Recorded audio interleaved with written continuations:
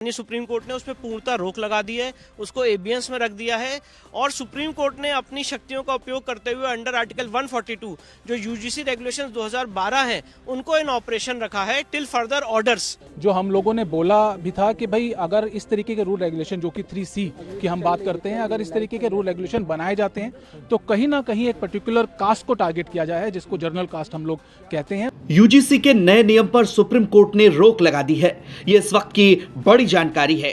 CJI ने इस मामले पर टिप्पणी करते हुए कहा कि इसको लेकर दुरुपयोग हो सकता है। यूजीसी के नए नियम में भेदभाव की परिभाषा और समावेशी होनी चाहिए। सीजेआई सूर्यकांत ने इसको लेकर टिप्पणी करते हुए अंतरिम रोक लगाई और ये कहा कि नए आदेश तक 2012 वाले नियम लागू रहेंगे। सीजेआई ने यह भी टिप्पणी की कि यूजीसी के नए नियमों में जाति संबंधित नियम अस्पष्ट हैं, ऐसे में इसका गलत इस्तेमाल हो सकता है। यूजीसी के नए नियमों की चुनौती देने वाली याचिका पर सुनवाई करते हुए सुप्रीम कोर्ट ने इस नियम पर रोक लगाई है और फिलहाल उसे स्थगित किया है। मामले की अगली सुनवाई 19 मार्च को होगी। इसको लेकर वकील विष्णु शंकर जैन और पिटिशनर विनीत जिंदल ने क्या कुछ कहा, सुनिए। कारण माना है जो हमारा लगातार आर्गुमेंट था सर्वोच्च न्यायालय के सामने के 3C जिसके अंदर जातिगत भेदभाव की बात की गई थी, उसमें जर्नल कास्ट को छोड़कर बाकी सभी कास्ट को उसमें इंक्लूड किया गया था और कहीं ना कहीं ये दर्शाया जा रहा था कि जर्नल कास्ट ही सिर्फ जो है वो टारगेट करती है और कास्ट को, उसको लेकर बहुत चिंता व्यक्त की है और कहीं ना कहीं जो डिवाइड करने की बात, समानता की हमारा संविधान बात करता है, लेकिन ये रूल रेगुलेशन जो है वो कहीं ना कहीं विद्यार्थियों को डिवाइड करने का जो मामला है उसमें सामने आ रहा है और ये सीजेआई ने बिल्कुल साफ साफ माना कि रूल रेगुलेशन में कमी है और इसको सोचना और देखना पड़ेगा। इसी को लेकर उन्होंने कहा, एक सजेशन भी आया है कि एक कमेटी गठित की जाए और उस कमेटी के अंदर जो लीगल एमिनी है, जो लोग एकेडमिक्स के हैं, कानूनी जानकार है, उन सबको रखा जाए और दोबारा से इसके बारे में फ्रेम करने के बारे में सोचा जाए। साथ साथ इसको स्टे कर दिया गया है। अब मार्च 2019 की जो है वो तारीख दी गई है। कमेटी में सर कौन कौन लोग होंगे, इसके बारे में क्या टिप्पणी की गई है? अभी जो सजेशन आया था उस सजेशन में लीगल एक्सपर्ट्स की बात की गई है, एकेडमिक्स की बात की गई है, सामाजिक जानकार जो है उनकी बात की गई है,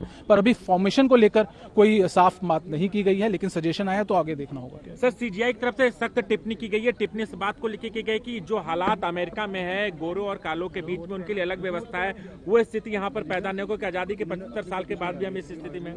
बिल्कुल जस्टिस बागची की तरफ से ये बात आई थी और बिल्कुल उन्होंने बिल्कुल सही कहा जो हम लोगों ने बोला भी था कि भाई अगर इस तरीके के रूल रेगुलेशन जो कि 3C की हम बात करते हैं, अगर इस तरीके के रूल रेगुलेशन बनाए जाते हैं तो कहीं ना कहीं एक पर्टिकुलर कास्ट को टारगेट किया जाए है, जिसको जर्नल कास्ट हम लोग कहते हैं और उनको टारगेट करने का मतलब ये है कि कहीं ना कहीं आप बंटवारे की राजनीति कर रहे हैं और 77 साल के बाद अगर इस तरीके के रूल रेगुलेशन बनाए जाएंगे हमारे देश में, वो कहीं ना कहीं जो हमारा संविधान कहता है एकजुट रहने की बात, उसको कहीं ना कहीं आप उससे अलग जा रहे हैं। अगली सुनवाई सर कब होनी? 19 मार्च के लिए मामला जो है दोबारा से रखा गया। केंद्र सरकार की तरफ से सर क्या दलीलें रखी गई सर? आज केंद्र सरकार की तरफ से कुछ ज्यादा नहीं कहा गया है। उन्होंने कहा है कि हमें समय चाहिए। अब समय जो है 19 मार्च की डेट है, उससे पहले उनको जवाब फाइल करने के लिए भी कहा गया। सुप्रीम कोर्ट ने उस पर पूर्णतः रोक लगा दी है, उसको एबियंस में रख दिया है और सुप्रीम कोर्ट ने अपनी शक्तियों का उपयोग करते हुए अंडर आर्टिकल 142 जो यूजीसी रेगुलेशंस 2012 हैं उनको इन ऑपरेशन रखा है टिल फर्दर ऑर्डर्स।